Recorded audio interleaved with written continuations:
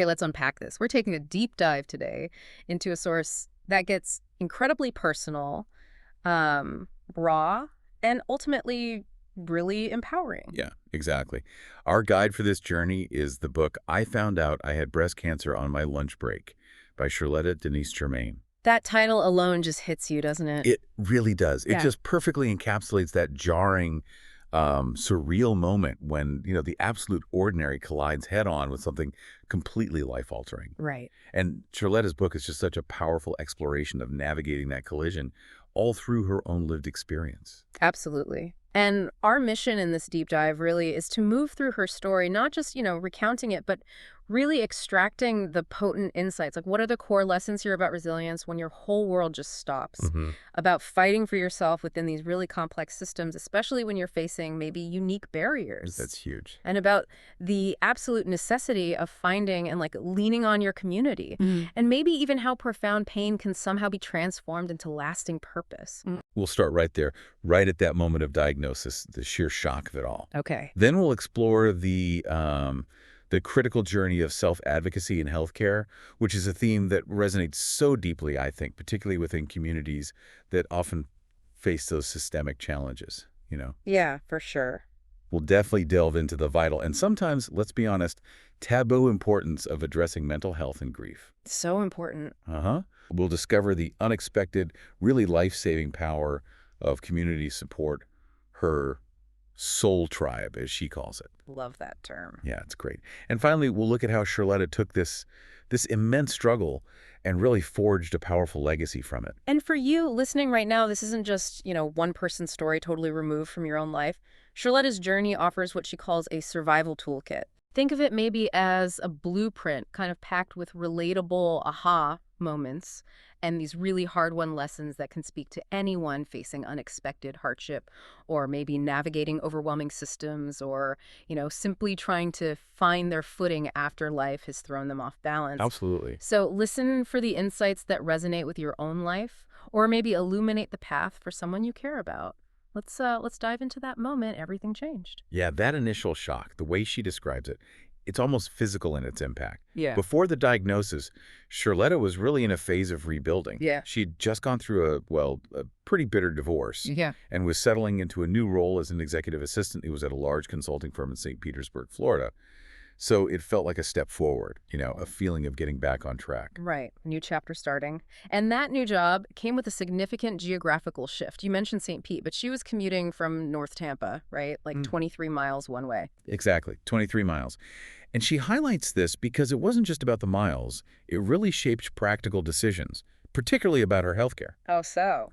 Well, with Tampa offices potentially closing by the time she'd finish her commute back from work, finding doctors and clinics closer to her new job in St. Pete just made more logistical sense. Yeah. Okay, that makes sense. Practical reality. Right. And she was actually past due for her annual well-woman physical care. One of those routine but really important tasks we sometimes put off. Guilty. Yeah, I think we all are sometimes. She waited a few weeks to settle into the job. Then she actually checked with colleagues about the company's insurance plan.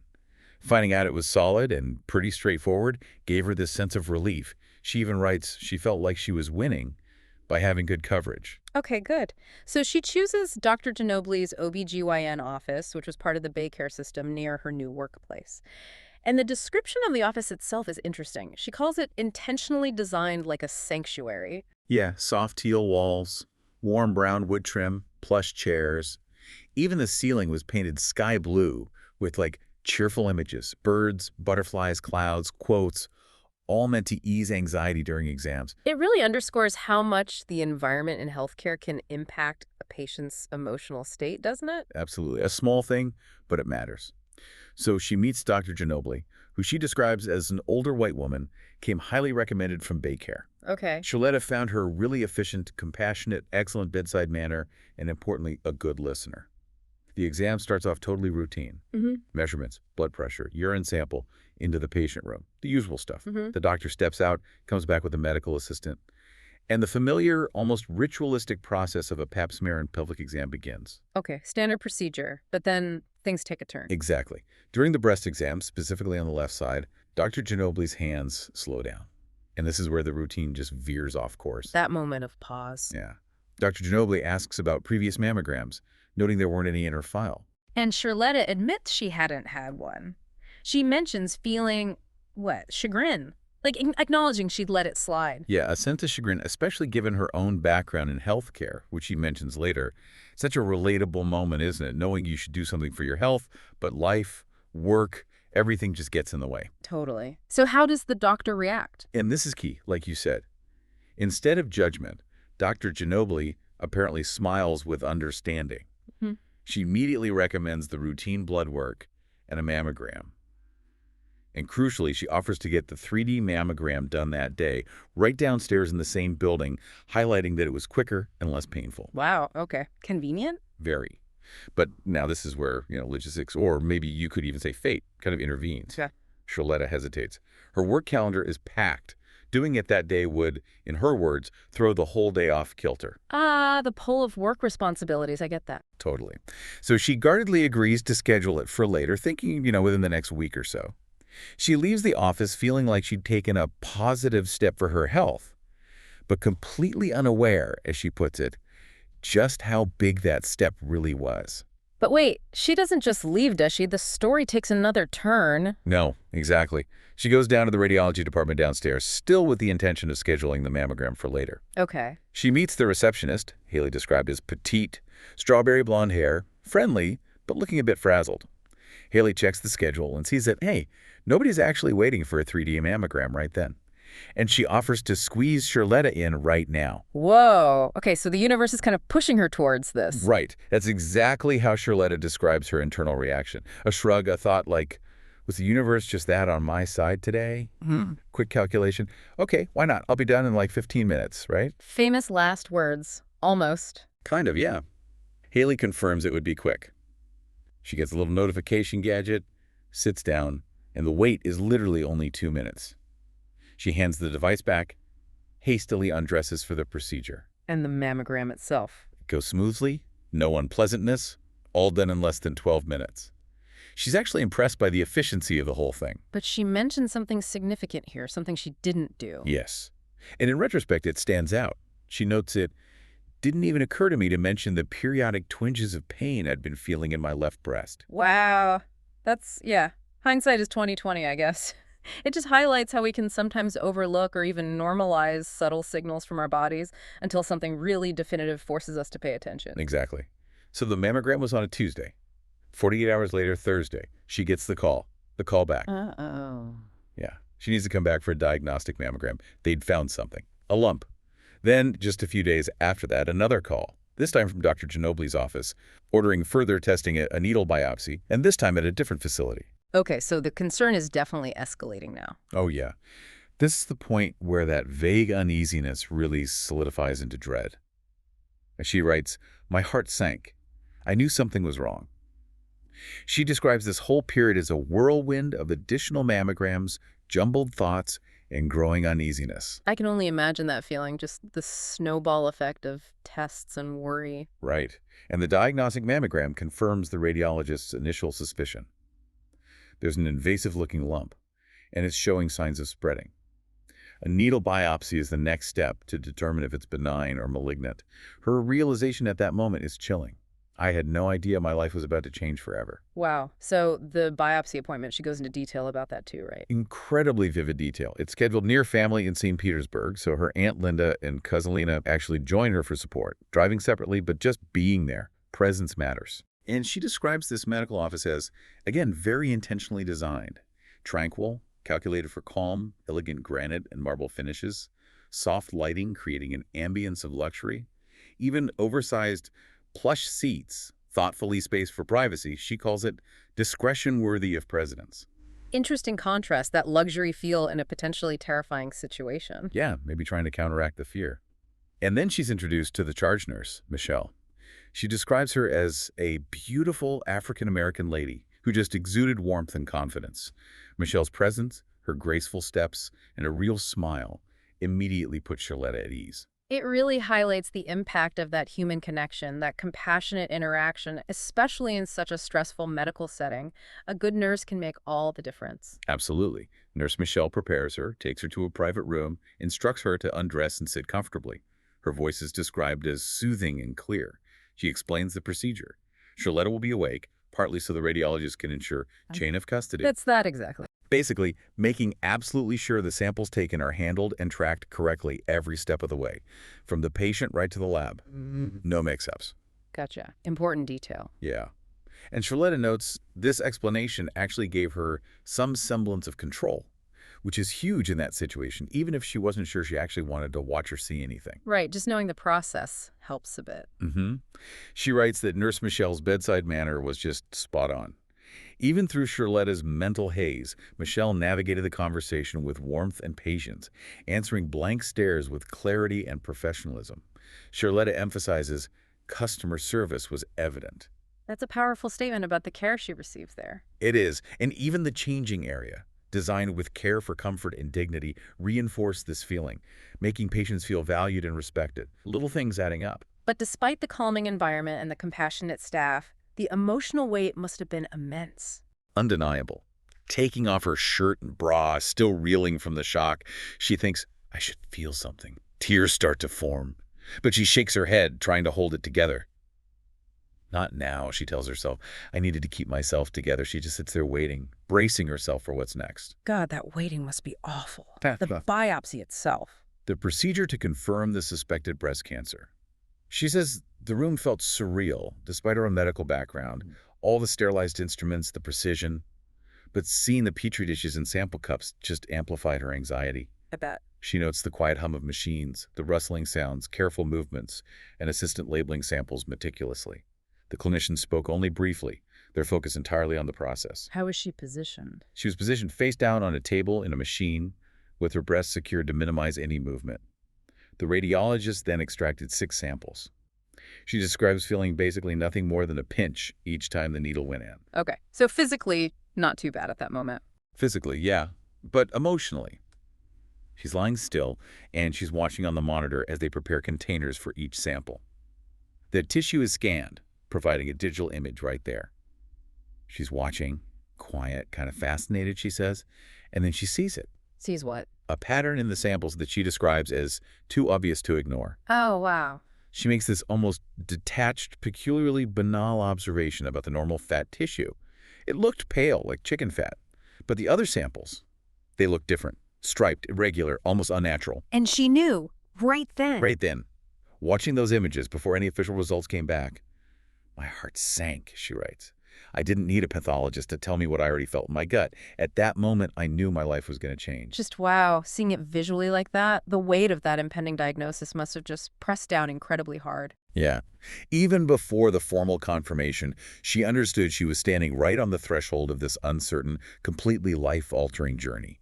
The sterile room, the quiet team, those samples that were just taken from her body, they all became these stark, undeniable reminders. So fast forward to the day she actually gets the results. Tuesday, April 24th, 2018. Yes, the day of the call. She paints a picture of her morning routine, the commute across the bridge, listening to a really diverse music playlist. She mentions Fred Hammond, Anita Baker, Tupac. Music, she writes, is just woven into her DNA. It's her safe space, tied to childhood memories of her father's music library. Music as an anchor. I think a lot of people can relate to that. Definitely. She arrives at work, already feeling a bit off-kilter. She mentions pressing the wrong elevator floor because she was sort of in a daze later, but maybe the feeling started earlier. Getting hot chocolate in the break room looked like a commercial, she notes. Saying a quick prayer, seeing coworkers like Amanda. Settling in at her desk, which she describes as plain. Just another day at the office, seemingly. Exactly. Yeah. Prioritizing emails, daily tasks, already anticipating lunch. She was planning to eat at her desk that day to get ahead because she had a parent-teacher conference later. She even ordered her usual Publix deli sub online. It's just the portrait of a completely ordinary day, ordinary plans. Until the phone rings. Until the phone rings. She's focused on work, gets a text from a coworker, Gina, about lunch plans. Then her phone lights up an unknown number, but it says Baycare. Her heart must have stopped. You have to imagine. She answers. It's charge nurse Michelle, the nurse from the biopsy. Oh, wow, okay. Michelle asks if she's spoken to Dr. Ginobili yet. Sherletta says no. Michelle then offers to discuss the results. Sherletta agrees, casually mentioning she's on her lunch break. Oh my God, on her lunch break. Yeah, and then Nurse Michelle delivers the words that just stop her world. Invasive ductal carcinoma of the left breast, in situ. Stage is 2 and the grade is 1. Michelle adds very gently, I am really sorry to have to be the one to tell you this. Just devastating. How did she react in that instant? Numbness. A complete disconnect. Her mind just checks out, her body freezes. Her internal monologue is denial. I know she did not just say what I think she said. Nope, somebody's lying. Total disbelief. Complete disbelief. Michelle checks, are you still there? Offers to answer questions. Sherletta just responds numbly, utterly confused. Her thoughts are racing. How did I get cancer? No one in my family has cancer. Not the women, anyway. I'm so confused. Michelle, of course, can't answer the how or why. She can only offer to get referrals started for a treatment plan. As Sherletta reflects on it later, she says, the moment the nurse said the word positive, cancer, my world stopped. Right, exactly. All the roles she inhabited, ex-wife, mother, friend, worker, her routines, worries, joys, they all just felt irrelevant, paused in that moment. Cancer just wasn't part of her plan, part of her narrative. I never thought a routine medical checkup would change my life forever, she writes. When did the full weight of it really hit her? After the call, when she finally got into her car, that's when reality crashed down, and the tears just streamed uncontrollably. The line from the book title echoes here. I cannot believe I literally found out I had breast cancer on my lunch break. Just the sheer banality of the setting, contrasting with the enormity of the news, it's crushing. It is, and the rest of that afternoon was just a haze, she says. Surreal, numbing. That untouched public sandwich sat on her desk like a physical memento of the moment her life froze. Her appetite completely vanished. She felt remote, detached. Did she mention the elevator thing again? Yeah. On the way back to her desk, the confusion hit again. She pressed the 4th floor instead of the 6th, ended up in some call center in Clearwater, totally disoriented. She snapped out of it, took the stairs to avoid running into coworkers, and just slipped back into her workspace unnoticed. Trying to hold it together externally while falling apart inside? Completely. And the weight of this secret, this diagnosis she just received minutes before, felt immense. Especially because a new office team lead was starting her very first week, and Sherletta had a one-on-one meeting scheduled with her soon. Oh man, talk about pressure. Right. This surreal thought of having to tell this new boss, and she's thinking, she's 44 years old, that feels too young for this. She has young children. Her son is 15, her oldest daughter 9, her baby girl just 5. The diagnosis felt like an anchor, just heavy, dragging her down. Anger starts bubbling up again, mixed with numbness at the sheer unfairness of it all. So much uncertainty, so much fear swirling around. Yeah, fear about her family, her job, her entire future. No answers yet, only fear.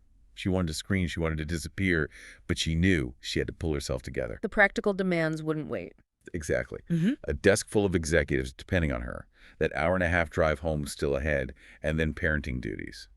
There was no space for my pain, not yet, she writes. Her plan was to weep later, in the shower, letting the water camouflage her sobs because her kids couldn't see her fall apart. She had to shut off those emotions, compartmentalize, at least for now. Wow. That ability to compartmentalize in the face of trauma is incredible, but also heartbreaking. This initial part of her story is just so raw, so relatable in how it depicts that collision between shock and the mundane. It really makes you think, doesn't it, about those moments in life when everything just stops, when devastating news arrives seemingly out of nowhere.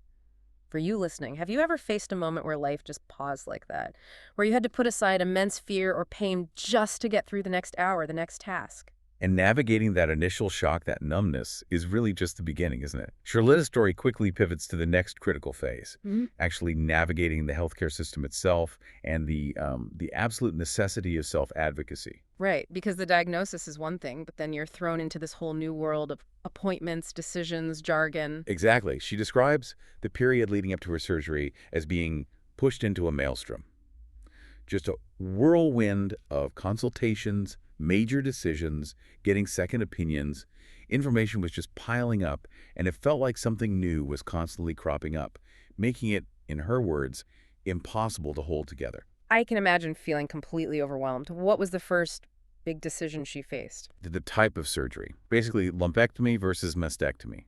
Both options carried significant weight, risks, implications for her future. She knew, fundamentally, that nothing would ever be the same again, regardless of the choice. That's a heavy realization right there. Huge. Interestingly, she found it helpful to actually decide on the procedure she wanted before settling on a specific doctor. She decided on a double mastectomy with immediate reconstruction. Okay, so she made that choice first, and then she needed to find the right surgeon. Yes. And this is where she encounters a really frustrating, actually, I'd say harmful example of dismissive care. Her very first consultation with an oncologist, someone from a large Florida oncology group, was not good. Understatement. Big understatement. Hmm. She describes the doctor as very cold and dismissive of my concerns. This doctor flatly told Sherletta she wasn't interested in doing a double mastectomy because of her size. Wait, because of her size, what does that even mean? It sounds like body shaming, frankly. Sherletta quotes the doctor as saying she would look ridiculous with implants. She felt it was blatant, low-key body shaming. That is appalling. In a cancer consultation. Unbelievable. Right. It's just a shocking illustration of how bias and a complete lack of empathy can show up in healthcare settings, even when the stakes are so high. Sherletta tried to speak up, to advocate for her choice, but she says the doctor just wasn't listening. Did anyone else notice? Yes. She mentions noticing the attending nurse looking apologetic. And Sherletta recognized that, look, that moment as her cue, I need to find someone else. Good for her for recognizing that and trusting her gut. It takes strength to walk away in that situation. Absolutely. Her thinking was clear. There was no way I was going to trust my body, my health, my future to someone who treated me like an inconvenience. And apparently the nurse later confirmed Sherletta's perception, apologizing and saying it was the first time the staff had ever witnessed that kind of poor bedside manner from that particular doctor. Wow. So she dodged a bullet there, it sounds like. Did she find someone better? Thankfully, yes. Yeah. She searched and found Dr. Evan Tummel, an oncology surgeon. And the contrast she describes is striking. He was kind, gentle, thorough. He took almost 2 hours explaining the diagnosis, answering every question she and her family had. Visiting his office felt like a sheer contrast to the first experience, offering peaceful reassurance. That's how it should be. It really highlights a crucial insight from her story. You absolutely have the right to find medical care that respects you, listens to you, and involves you in the decisions. Exactly. The source material, like the synopsis, mentions her, saying things like, my treatment plans were my choice. If I was going to live an episode, I decided to have a say on what that would look like. That's powerful. It really underscores the point that at times doctors think they know, but they really don't, emphasizing the patient's vital role, their agency in their own care. Yeah. But finding the right doctor, the right team, isn't always enough, right? Navigating the whole system, the logistics, that's complex too. True. So how does she manage that? Well, Dr. Tummel, the good surgeon, provided referrals and, crucially, instructed his staff to contact her insurance company's nurse navigator. Sherletta notes she didn't even know these existed before then. A nurse navigator, what exactly is that? It's a fantastic resource, apparently. Great. As she learned, it's a federally regulated resource provided by major health insurance companies, specifically for patients dealing with chronic illnesses like diabetes, hypertension, and, of course, cancer. Okay, that sounds incredibly useful. She says her navigator, Nurse Nancy, became her God-sent angel. Nancy coordinated everything, medications, appointments, follow-ups. She helped Sherletta avoid feeling like she was drowning in paperwork and scheduling chaos, and essentially ensured she didn't get lost in the complex medical maze. Wow. A lifeline, really. That's exactly the word she uses. She was always a lifeline for me. Now, Sherletta knew about navigators because of her own background working in insurance. Ah, okay, so she had insider knowledge, in a way. Right, but that leads her to ask a really critical question in the book. But what about the ones who don't? How many people are out there struggling, thinking they have to figure it all out on their own? That's such an important point. It really points to a broader issue, doesn't it? The unequal access to information and resources. People without her specific background might never know such a thing exists. Exactly. And it connects directly to the systemic barriers that can make navigating healthcare even harder, especially for people in Black and brown communities. The synopsis explicitly mentions how systemic flaws, combined with the complexities of diagnosis and treatment, can place these communities at higher risk. Sherletta's own experience facing a dismissive doctor, having to actively search for better care, needing a navigator to manage the system, it really illuminates these layered challenges, as the intro put it. So what's the core lesson she takes away from this whole phase of finding care and navigating the system? It's crystal clear. She says, the whole experience taught me one thing. You have to fight for yourself. Do not expect anyone else to do it for you. Knowledge is power, and the more you know, the more in control you will be over your journey. Mm. Self-advocacy is paramount. Knowledge is power. Yeah. Absolutely. But she also emphasizes the necessary balance, which I think is really insightful. While speaking up for yourself is crucial, so is allowing others to help. She writes, just as important as speaking up for oneself, though, is allowing others to step in and help. Strength doesn't always mean carrying the weight alone. It means knowing when to let someone else take some of it off your shoulders. That's a beautiful point. It sets up the importance of community, which we'll get to. And I remember the source also mentioned something about learning to ask the right questions, not just any questions. Yes, it's not just about asking, but about knowing what information you need, being specific. It links back to that idea of empowering yourself with targeted knowledge so you can advocate effectively. So, thinking about this for you listening, how can you be a more active participant, a better advocate in your own healthcare journey? Have you ever felt unheard or dismissed by a doctor? And what did you do, or what could you do next time? Are there resources out there, maybe like a nurse navigator, that you weren't aware of? And how do stories like Sherletta's make you think about the bigger picture, about addressing those systemic barriers in healthcare more broadly? It's a lot to chew on. It really is. And moving beyond the physical fight and navigating the system, Sherletta's story then dives deep into the often unseen and, frankly, often untalked about emotional toll, that whole journey through mental health struggles and intense grief. Yeah, the part that maybe doesn't get focused on as much after the immediate crisis seems over. Right. She describes the immediate aftermath of her double mastectomy with reconstruction. And the physical burdens were just immense. Waking up with 4 surgical drains attached to her body, she calls them an ever-present reminder, feeling tethered to this medicalized self. Ugh, drains sound awful. Yeah. Pain with every single movement. Being wrapped incredibly tight in a surgical bra, gauze, tape, a discomfort she describes as unrelenting, suffocating. But beyond the physical pain, there was a deeper shock, wasn't there? Oh, absolutely. The most immediate and profound shock was visual and emotional. Seeing her chest after the surgery was, in her words, nothing like I had imagined. She writes, my breath hitched, my pulse pounded, and a wave of panic washed over me. The hairs on the back of my neck stood up. My breasts were really gone. Even though she knew the procedure intellectually. Exactly. Even though she understood the words double mastectomy and knew that nipple sparing hadn't been possible for her, nothing prepared her for the stark, brutal reality of seeing her flat chest. That sense of loss must have been overwhelming. Profound, inarticulable, she says. Feeling stripped of her femininity, a core part of her identity, just gone. And this led to intense grief, right? Intense grief. She describes being overcome with emotion, just stricken for days, tears running endlessly, nights filled with deep, guttural sobs, just wailing. She was grieving her old self, her old body, the life she had before, the part of her that felt gone forever. While the physical pain was excruciating, she notes the emotional agony felt even deeper. Quote, I felt broken in every sense of the word, my womanhood, my body, my spirit, my sense of self. Broken in every sense. Yeah, That's powerful. Were there moments she felt she couldn't go on?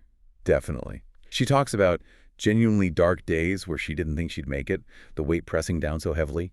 Yet somehow she writes about pushing forward despite feeling she had absolutely no strength left. And there was that moment in the hospital, a public breakdown. Yes, a particularly vivid moment. Waking up one time in just searing pain, her chest feeling tight and numb.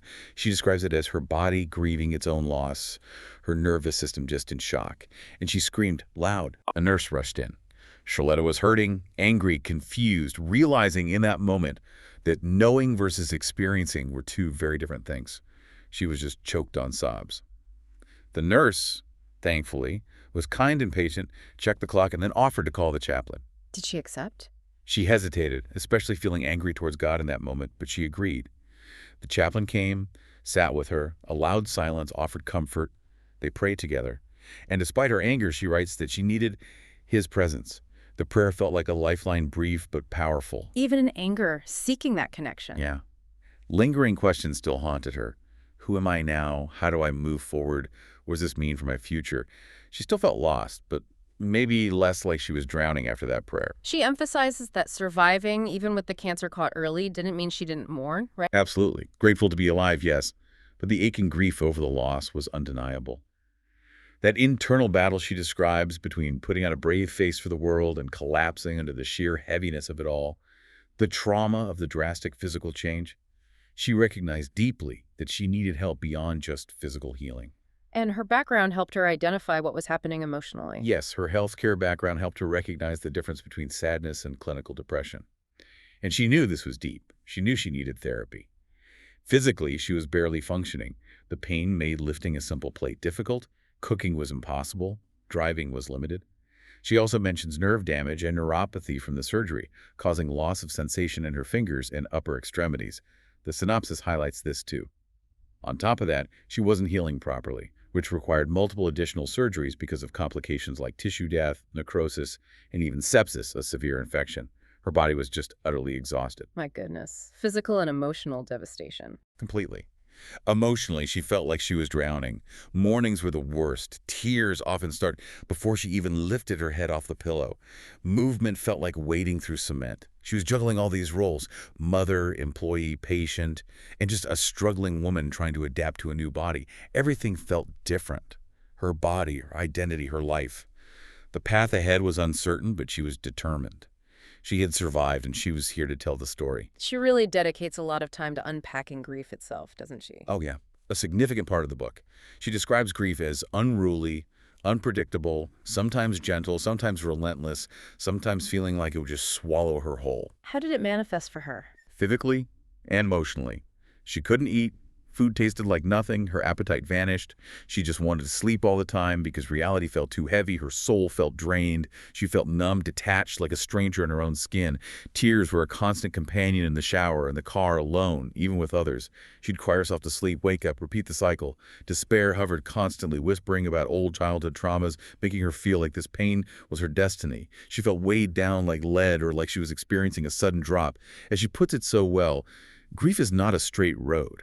It is a labyrinth one that loops and bends and leads you places you never intended to go. A labyrinth. That's a powerful metaphor. And she walks through the traditional 5 stages of grief as she experienced them. Yes, she does, applying them to her own journey. Denial was that initial shield. I have what? It just didn't make sense. She was young, active, had plans. She'd wake up convinced it was all a mistake, a nightmare. Her body reacted physically to the disbelief. Racing heart, twisting stomach, shallow breaths. No way I had cancer, she kept thinking.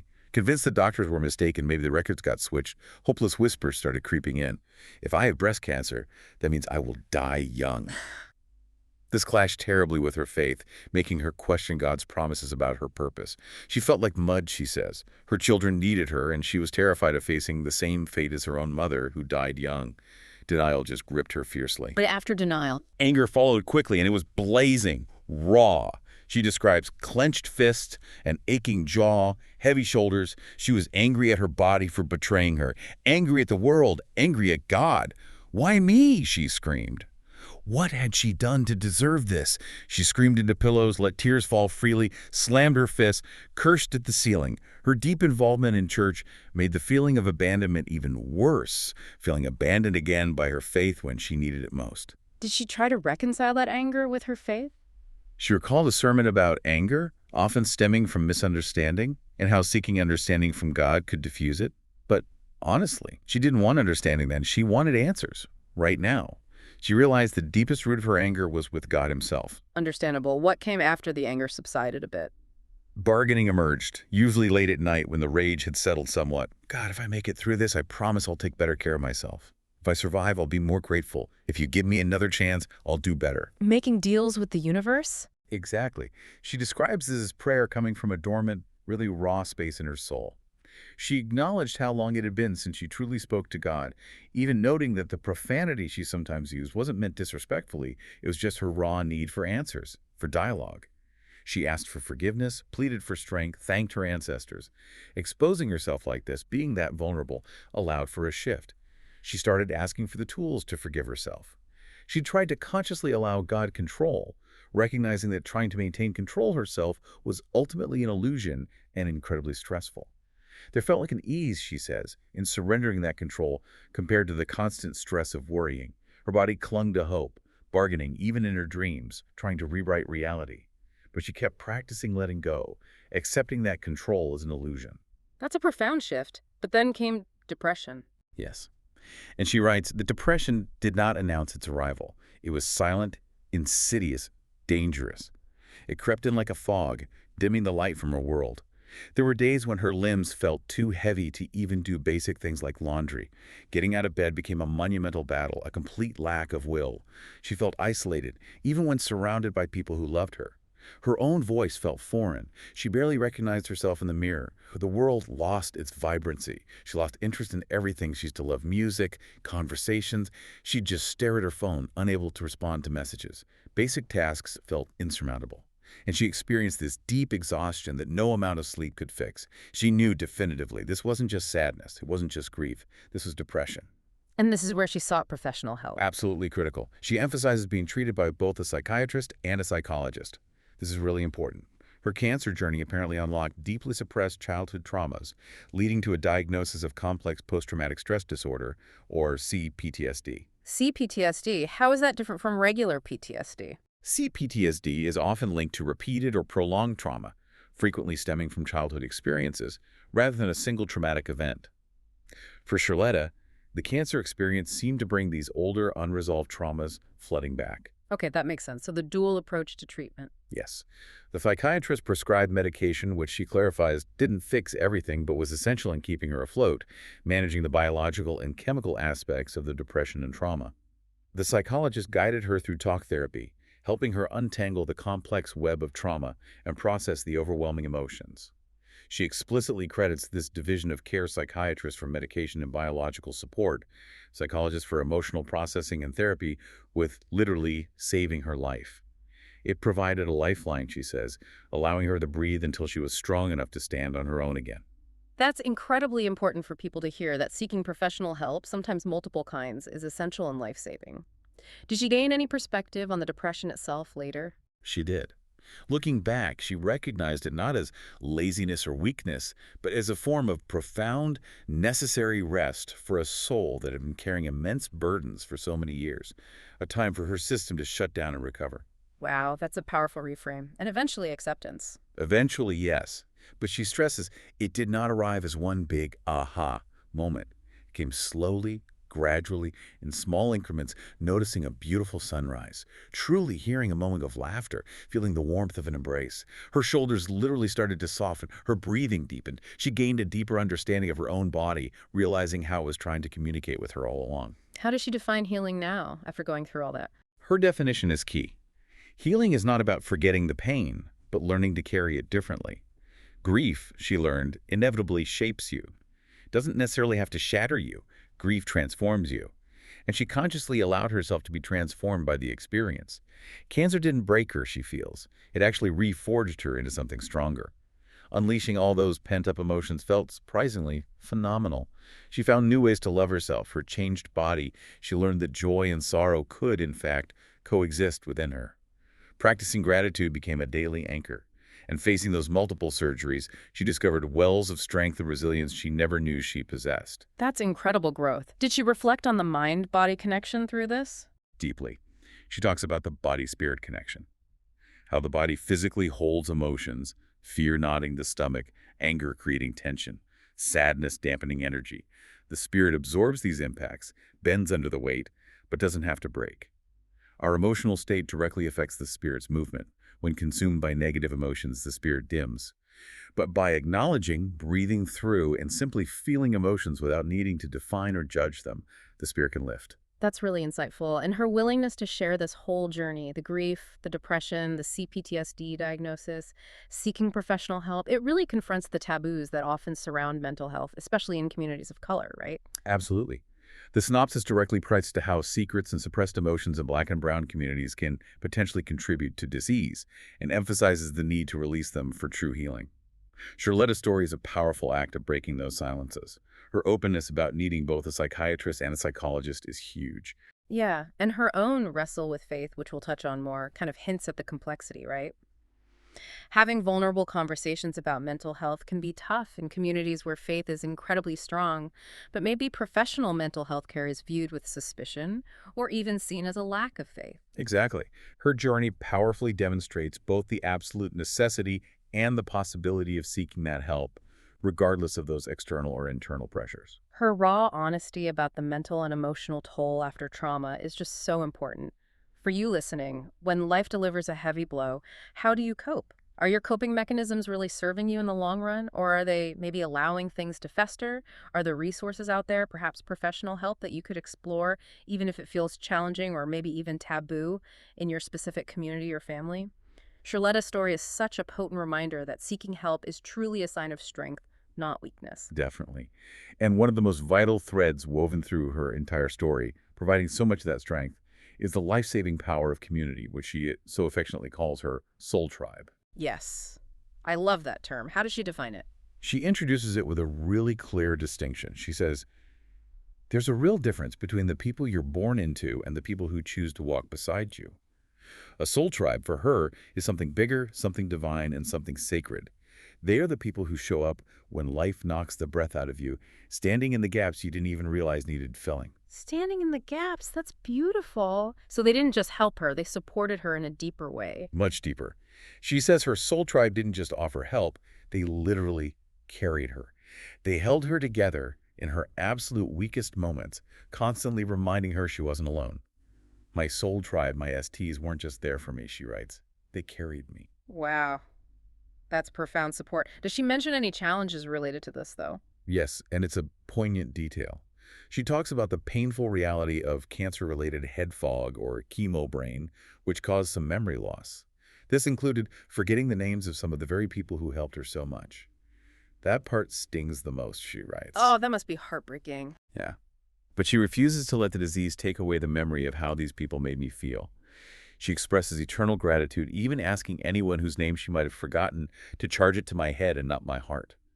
It's such a powerful way to acknowledge a difficult side effect while still centering the lasting impact of their kindness and support. So what did this support look like in practice? Very tangible things. Incredibly tangible. She talks about care packages arriving constantly at her second-floor apartment, which became a source of excitement for visitors and especially her children. These packages came from people she knew well, but also from total strangers she'd connected with, often through social media. What kinds of things were in them? All sorts. Fuzzy socks, soft blankets, herbal teas, journals, devotionals, with handwritten notes, she calls them, reminders that I wasn't forgotten. And even really specific items aimed at physical relief. Thick healing creams for her dry, aching skin, ginger candies to calm nausea, even alkaline water because someone had read it might help her during treatment. She beautifully labels this whole section, love wrapped in boxes and bowls. Love wrapped in boxes and bowls. That's lovely. Was food a big part of it, too? Oh, absolutely crucial. She was often far too weak to cook, especially after surgeries, but her children needed to eat. She describes the sheer physical difficulty. Her arms felt elongated, heavy like someone poured concrete. Her hands often felt like they'd fallen asleep due to nerve issues. Cooking would take a long time to enjoy again, she writes candidly. Thanks Source for my STs and their gourmet dishes. So people brought meals. Constantly. She remembers the comforting smells of Sunday dinners arriving, slow-cooked greens with smoked turkey, soft cornbread, mac and cheese. Quick, easy meals, too, like rotisserie chicken, mashed potatoes, fruit trays, bottled juices. Practical nourishment. And the emotional impact of that food support must have been huge, too. Immense. She captures it perfectly with a story about her youngest daughter's pure joy over receiving chocolate chip cookies from a near stranger who had dropped off a meal. Seeing her daughter's excitement made Sherletta feel like, even in her weakened state, she had something positive to give her children the simple joy of receiving this unexpected treat. Her daughter's innocent question, "Mama, these are for us," just encapsulates that touching moment. Ah, that's beautiful. And this connects to her core motivation, right? Her kids. Absolutely. This leads right into the powerful motivation that fueled her relentless fight, her children. The battle wasn't just for her own survival, it was fundamentally for them. Her son was just starting high school and dealing with his own challenges, bullying, mental health struggles, needing counseling and support groups. Her oldest daughter, only in 4th grade, was so affected by her mom's illness that she actually started self-harming. Oh my God. That's devastating. It is. Her baby girl, in pre-K, was too young to fully understand, but still needed her mother's presence and care. They looked to me for support, Sherletta writes. I was their safety net, and right then I made a decision that I couldn't leave them. I wouldn't leave them. That became her driving force. Her fierce motivation, especially in the absolute darkest moments.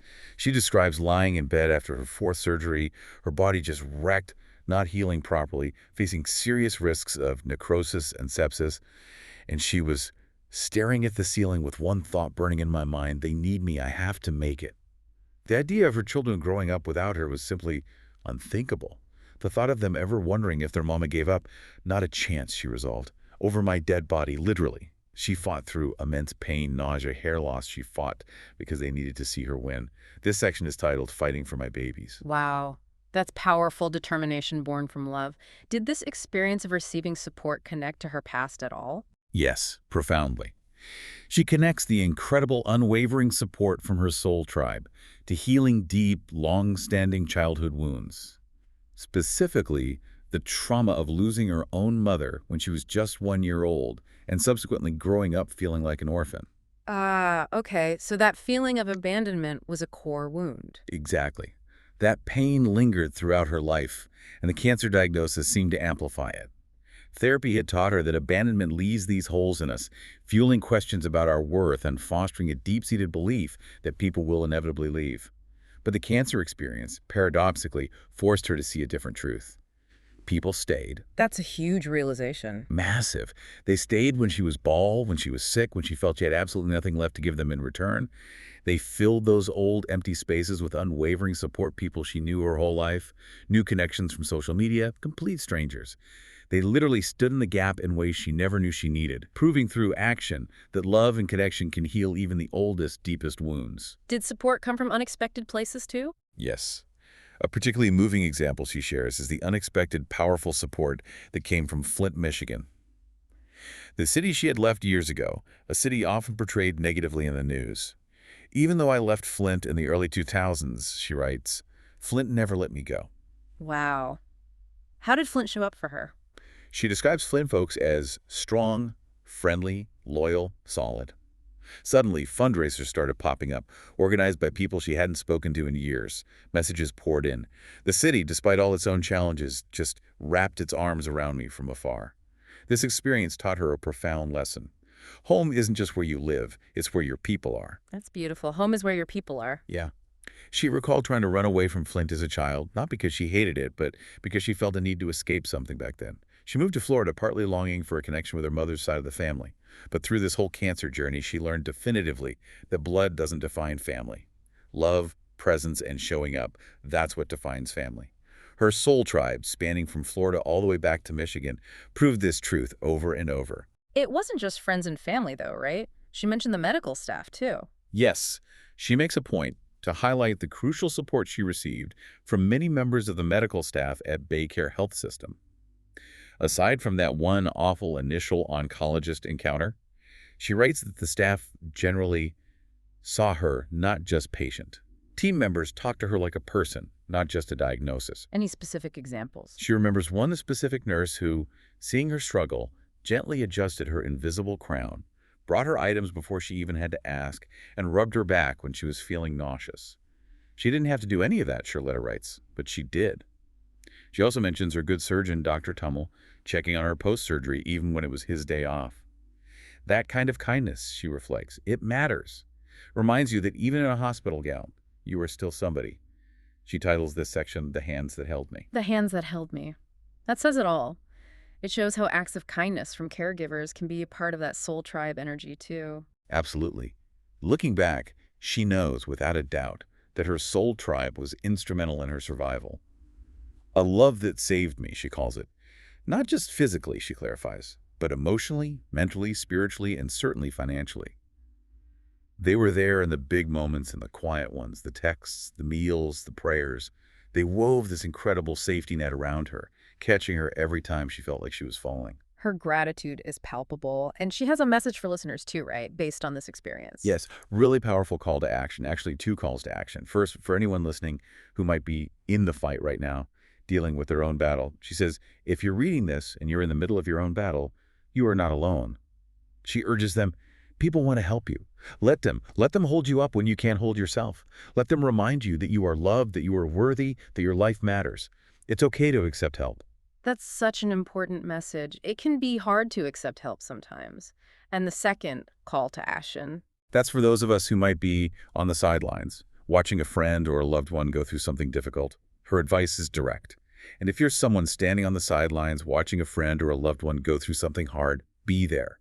Don't wait for them to ask for help. They might not know how. Just show up. Send the text, drop off the meal, offer the hug. Just be present. She promises that the people who stand in the gap during hard times will be remembered. That, she says, is what it truly means to be a soul tribe. Just show up. Simple but profound advice. Even though she grieves the brain fog that stole some names, she emphasizes she'll never forget what they did and how they made her feel eternally indebted.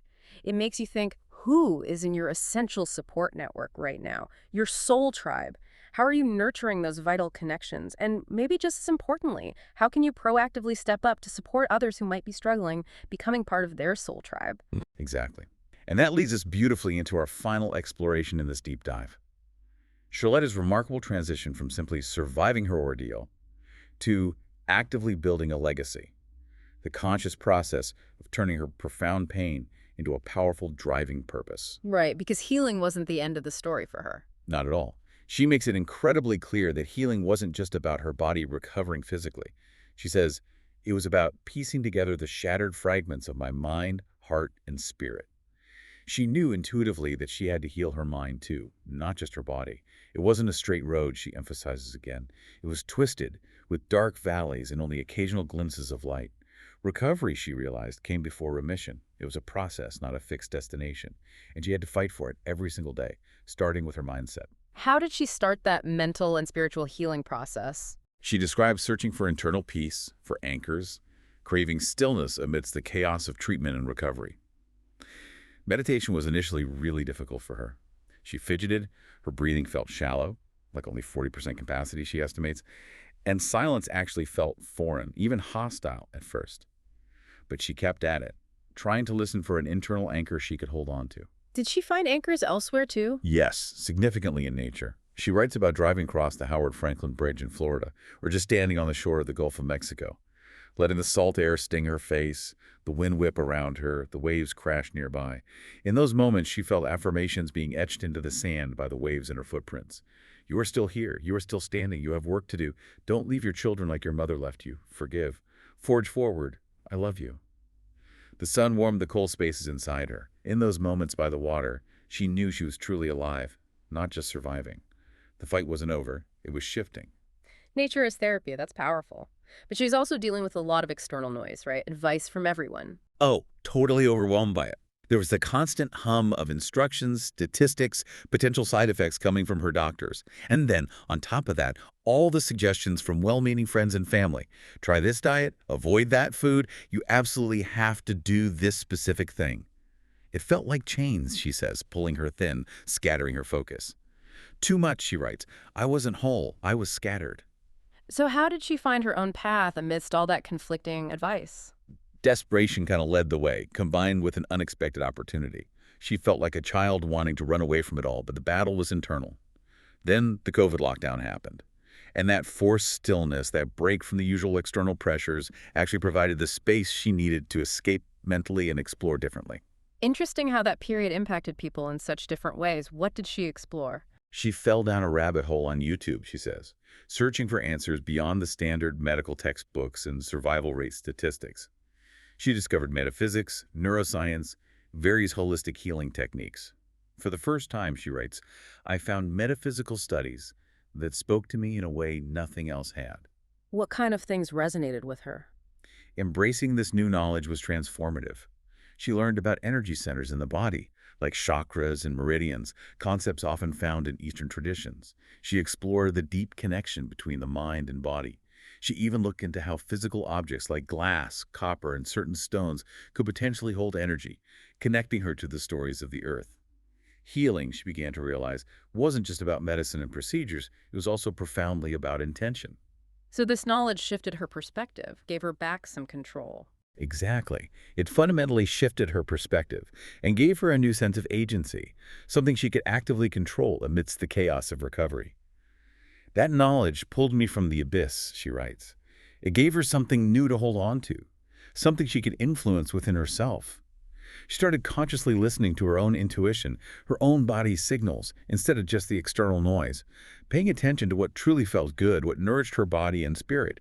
Things like eating lighter foods, drinking high alkaline water, wearing certain stones that felt grounding, practicing deep breathing techniques. These seemingly small, self-directed actions helped her reclaim herself. And she reframed her fight. Yes, she reframed it not just as battling cancer, but as actively rebuilding herself from the inside out. She leveraged her healthcare background, her understanding of anatomy, and focused on strengthening her vital organs. Her thought process was, if I can keep my heart, liver, kidneys, pancreas strong, maybe my body can heal itself more effectively. That was the moment something shifted inside me, she reflects. The fight part of my fight-or-flight response finally kicked in. I wasn't going to sit back and let cancer decide my fate. I was going to war. But importantly, she clarifies, it was a war of rebuilding, of creation, not destruction. A war of rebuilding. I like that. What practical steps did she take in this rebuilding phase? She found that simplicity was key, not getting lost in 1,000 different remedies or protocols. She adopted a few simple, powerful steps. First, alkalizing her body became her primary mission. She stocked her home with alkaline water, focused on nutrient-dense foods, and made fruit and vegetable smoothies a regular part of her diet. No hesitation, just committed action. Okay. What else? Movement became a form of defiance. She started small, maybe just 10 planks, 25 jumping jacks, simple acts to remind her body and mind that she was still in control. Gradually, she built a consistent routine, and she felt her body thanking her for it. Any specific foods or supplements she focused on? She mentions bee pollen, seeing it as a symbol of life and renewal, plus it's rich in antioxidants and good for skin and digestion. She also took specific supplements like fish oil for heart health and milk thistle and liquid silver to support her liver. These weren't magic bullets, but small additions that helped build her confidence in her body's innate ability to heal. Vitamins and minerals became vital components of her strategy. And her relationship with food changed. Dramatically, food became sacred. Instead of obsessing over things her doctors advised against, like sugar or carbs, she focused on eating with intention and gratitude. Gratitude for the nourishment replaced the guilt or fear that can often surround food during illness. So for her, victory wasn't about deprivation. No, exactly. Beating cancer, or rather, living fully despite cancer, wasn't about depriving herself. It was about finding balance. It was about consciously choosing life, choosing health, choosing joy in every way possible for as long as possible. This rebuilding phase also involved a spiritual element. Right, a return to faith, but maybe in a different way. Yes, a really significant spiritual reckoning, or a return home, as she calls it, a return to God, or what she often refers to as source. I realized something powerful, she writes. There was always a way back home. Even when feeling completely lost, she felt there was an internal coordinate waiting, a place of stillness within where she could breathe and just know that God has not forgotten me. Had her relationship with traditional faith been complicated? It sounds like it. She says she spent years wrestling with faith, feeling like she didn't quite fit the traditional definitions or expectations. Her faith itself was strong, but her understanding felt incomplete. When she asked deeper questions in traditional church circles, she often felt they were met with deflection or even condemnation, which eventually led her to stop asking altogether. So the searching she did during COVID wasn't just about holistic health. No, it was also deeply spiritual. That YouTube University exploration was also about seeking the why behind belief systems. And through that, she found a different kind of faith, one that resonated more authentically with her. How does she differentiate between religion and this source she talks about? She draws a distinction. She sees religion often as a structured system, which, historically and currently, can sometimes be used as a tool of division, leading to wars and conflict. But her feeling is that when all the man-made structures are stripped away, the divine presence, the core truth, still remains. She's not interested in debating Jesus versus Buddha versus other figures. She sees life itself as the learning process. Religion, in her view, can sometimes impose man-made rules that keep us separate. She makes it clear she refuses to tear down anyone else's beliefs and honors all paths, but strongly encourages the reader to seek their own spiritual truths. Faith, for her, isn't a rigid mold to fit into. It's about finding your unique path back home, back to that divine connection. She calls that divine energy source, the creator, something vast and encompassing that exists beyond any single religious definition. And she consistently encourages the reader's own research and personal journey. That's a very inclusive perspective. Did other elements like music play a role in this spiritual healing too? Yes, music, which had always been important to her, took on a whole new meaning and significance. Having played the violin, she already had an appreciation for sound, but now she came to understand, or believe that sound itself could be a form of healing. She studied concepts like binaural beats, the specific frequency of 432 hertz, often associated with relaxation and healing, and vibrational therapy. Music became not just entertainment, but medicine frequencies, notes, vibrations that could help align mind, body, and soul. Did this shift affect her relationship with her church community? It did. She writes that after her divorce and her entire cancer journey, her traditional church environment started to feel foreign. She felt she couldn't be her full, questioning, evolving self there. While she deeply valued her Christian roots and upbringing, she couldn't pretend to fit a mold that no longer felt true or authentic to her experience. Ultimately, she chose the freedom to explore and define her faith on her own terms. So her spiritual path became more personal, less defined by dogma. Exactly. Yeah. Her truth now isn't about adhering to one single belief system. It's about embracing the core truth she feels, that there is something greater, something divine, something powerful source. And she consistently encourages the reader to embark on their own search for connection and truth. And all of this, the physical rebuilding, the mental healing, the spiritual exploration, it all culminates in her turning this experience outward, right? Turning pain into purpose, building a legacy. Precisely. Applying everything she learned and endured became her mission. After my recovery, she writes explicitly, I decided to use my experience to help others. Her journey wasn't just about getting through it. It was about finding meaning and purpose in the aftermath. She consciously chose to become an advocate, sharing her story vulnerably, supporting others walking similar paths. Her scars, both the visible ones from surgery and the hidden emotional ones, became symbols not of damage, but of strength and survival. Survival for her evolved into thriving, into finding purpose. It was about taking all those shattered pieces and deliberately building something stronger, something meaningful. Healing wasn't an endpoint. It was the beginning of this entirely new chapter focused on legacy. What were the first steps in building that legacy? What questions did she ask herself? She started by asking herself the hard questions. What did I actually learn from all this? Who have I become as a result? And crucially, how can I use my story, my experience, to serve others? And her approach was to be completely open about it. Completely. She made a conscious choice to share her raw, unfiltered truth. Not some polished, sanitized version of survival, but the gritty reality. The days she couldn't get out of bed, the nights spent crying, the suffocating fear that sometimes gripped her. But she shared it all alongside that flicker of hope that kept her going. What did that advocacy look like initially? It started very personally. She began sitting with other women in hospital rooms, holding their hands, whispering words of truth and encouragement based on her own journey. You are more than your diagnosis. You're not broken. You are beautiful. She started creating spaces where vulnerability was welcomed, where it was seen not as weakness but as a bridge, connecting people through shared difficult experiences. But her advocacy grew beyond just individual comfort, right? She wanted system change, too. Yes, definitely. It wasn't just about providing comfort. It became about igniting change, shifting the narrative around cancer beyond just pink ribbons and statistics, insisting that cancer is about individual stories, real lives interrupted, dreams deferred, but definitely not destroyed. She began challenging the systems that she felt had left patients like her unheard or unsupported at times.